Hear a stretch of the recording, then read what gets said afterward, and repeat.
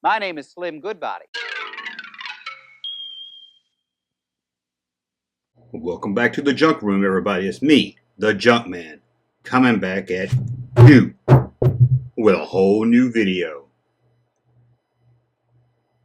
I guess Lamont had the big one this time, Fred. So what are we going to talk about today? Well, I don't know what I'm going to call this video yet. Fuzzy memories of the toy closet, fuzzy memories of my childhood. Not really sure. What I'm going to do here, it may be a series, it may not, I don't know. But I'm going to go back and talk about some toys I remember as a kid that I really don't know much about. So if you come here to get information about said toy, I'm not going to have much because it's mostly about toys that I remember playing as a kid, but I was too little to really know what they were. So we're going to go back. Now, I haven't done much research on these toys because I kind of just wanted to talk about my memories of that toy and not the toy itself. It's not really a review of that toy. But I'll give you as much information as I did dig up. But I didn't do a whole bunch of research like I do in some of my other videos. Again, it's more just a laid back talking about some toys I remember. Usually, most of these toys will be probably before I was 10 years old or younger than that, when I just have a memory like sketched in my mind of a one toy. I probably don't remember much about it. I think I explained it good enough, but as always, like to support this channel, head over to patreon.com. And just to let you know, if you're a fan of the Hunting for Star Wars series, thanks to Patreon supporters, I'm going to take Hunting for Star Wars on the road next month. We're going to hit Nashville for a whole weekend and see what kind of Star Wars, pop culture, and what else we can find. If you're in the Nashville area and have a toy collection you'd like to show off, or you know some good places. I know the Great Escape, but if you know some other great places in Nashville or surrounding area, let me know that I might want to check out the antique stores, toy shops, comic book stores, places like that. And again, thanks to all the Patreon supporters that we'll be able to take that out on the road. And for all you asking, where's part 2 of the Digging Up Star Wars? It's coming. Guys, it's coming, I promise. It wasn't supposed to take this long. In fact, I was supposed to be out there digging a day, but it's 98 degrees outside. I just can't do it. It's too hot to be digging holes where I don't know where I'm digging. So, as soon as the weather gets at least in the mid 80s, at least give me 85 or something better, I'll go back out there and dig up. But if you'd like to support this channel, head over to patreon.com. Links in the description below. But if you'd like to support this channel another way, head over to thatjunkman.com and buy a t-shirt like this Kenner shirt right here. That money raised right there helps going back into the channel.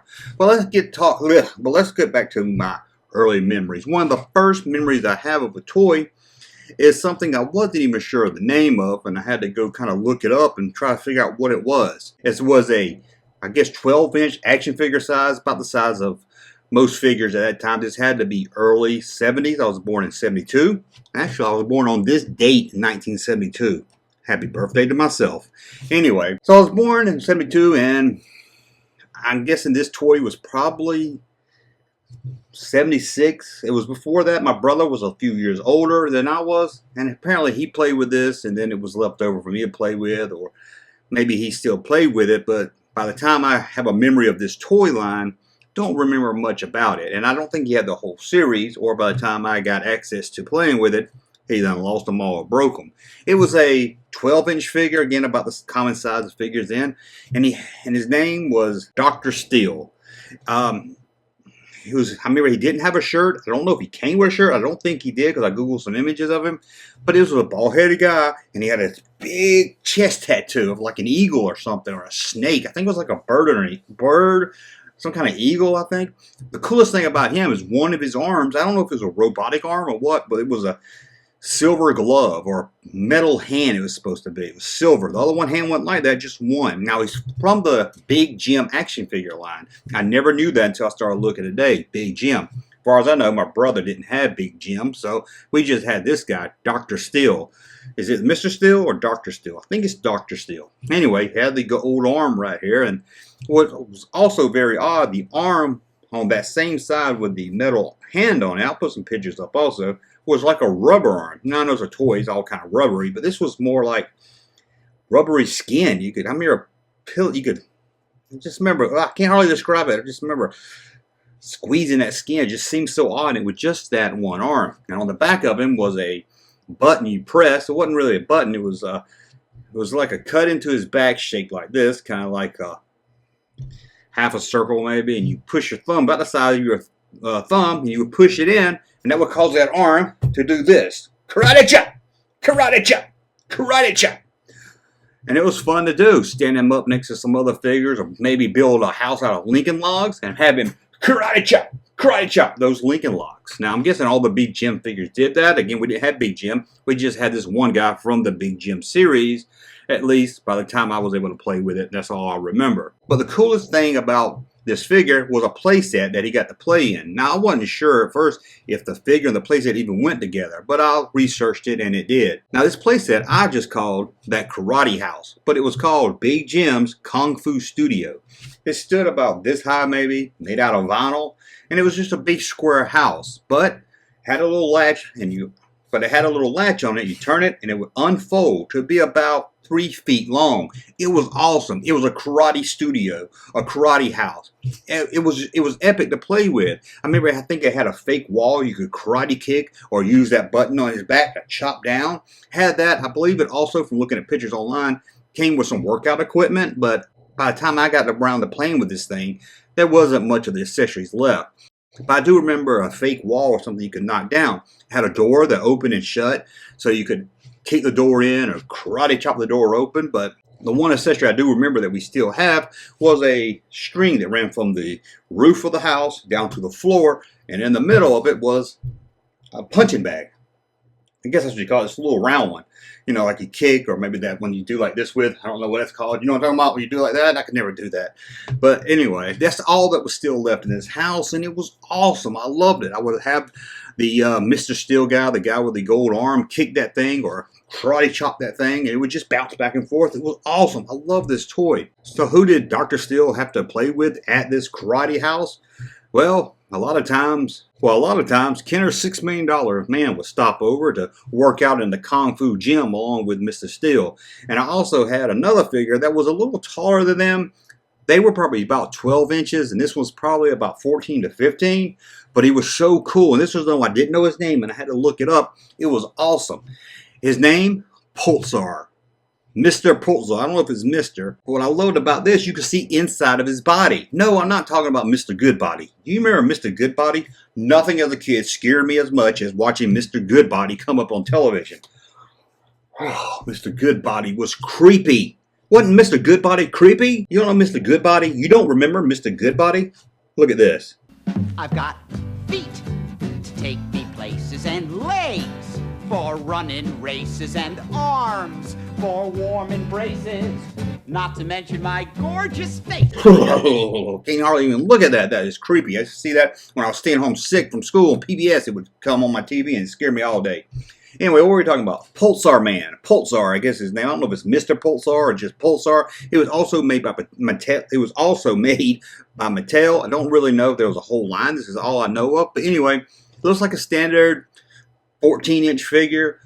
Doesn't look like anything special, but then you take off his shirt, and that's what I did to a lot of my toys back then, is took off the shirts. Who didn't take off the clothes of their 12-inch Star Wars figures or their G.I. Joe? Come on, we took the clothes off. Take the shirt off, and you can see through his chest. You can see his hearts and his veins, or at least in my memory you could. Maybe it was a robotic body, but I don't think so. I think I remember seeing a heart, and it had the same kind of cutout on the back as the Mr. Steel guy did. But when you pushed it, we didn't get a karate chop action. We didn't get a kick action. Ooh, oh, can't kick. Oh, I can't. Too old to be kicking. Anyway, we didn't get any of that. We just got to see the blood, the heart pump, boom, boom, boom, boom, boom, boom, and the blood go through the lines and things. You can see like his veins and blood flowing through it. It was awesome. I have not seen that toy since probably late 70s. It was cool, but he got to hang out in the Kung Fu studio along with Kenner's $6 million man and Dr. Steel. They would all work out in that gym together and fight each other. It was a great time. Again, I don't know if this is going to be a series or what. I just kind of want to talk about these toys, not really review, just talk about my memories of those toys. And see if anybody out there had this. Did you have any of the Big Jim figures? Did you have the guy with the robotic arm that I had? Did you have the Kung Fu house, the karate house, the Kung Fu Studios it's called? It was awesome. It was huge when you unfolded it. I mean, really, if you're into old toys and you don't know about Big Jim or you don't know about this playset, check it out. I'm sure you'll like it. And did you have $6 Million Man? I love the $6 Million Man from Kenner. That's when you could look through his eye and get a bionic eye and kind of see it. I don't know if it, I can't really remember what it did when you look through it. It's kind of like a binocular, I guess. I don't think it really zoomed in on anything. I think you just looked through the eye, and it was a very cool feature back then. And then you have Pulsar, that you push the button, you can see the blood and everything throw through his chest. It was awesome. I don't know what Mr. Pulsar guy was from. I don't know if it was just something Mattel came up with. Don't remember it being a cartoon, but it must have been pretty popular because I had a friend that had Pulsar Halloween costume. Yeah, so I forgot about that. That like just hit me just right now. My friend Boyd had a Mr. Pulsar, a Pulse, whatever his name is, had a Halloween costume of him. Wow. So this guy, I don't remember this guy having a TV show or a cartoon series or anything like that. So it must have been pretty popular to have not just a toy line. I mean, I can see Mattel just doing a toy line of Pulsar, but then to have a Halloween costume, the toy must have sold very well. Anyway, let me know in the comments below. Did you play with Pulsar? Did you play with Dr. Steel? Did you play with Kenner's $6 Million Man? That's $6 Million Man is probably a line I probably need to do a whole video on him. Maybe I'll do more about Big Jim. But most of all, let me know about the Karate Studio. Did you have it? Was it as much fun as I remember? Or do I have just a fuzzy memory and I'm just remembering the fun I had as a kid? So it's just not as fun or entertaining as I thought it was back then.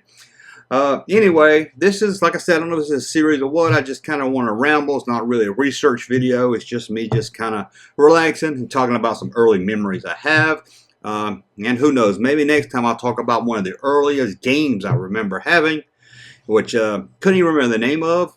I had to describe it on Twitter today, and this is what they told me it was called.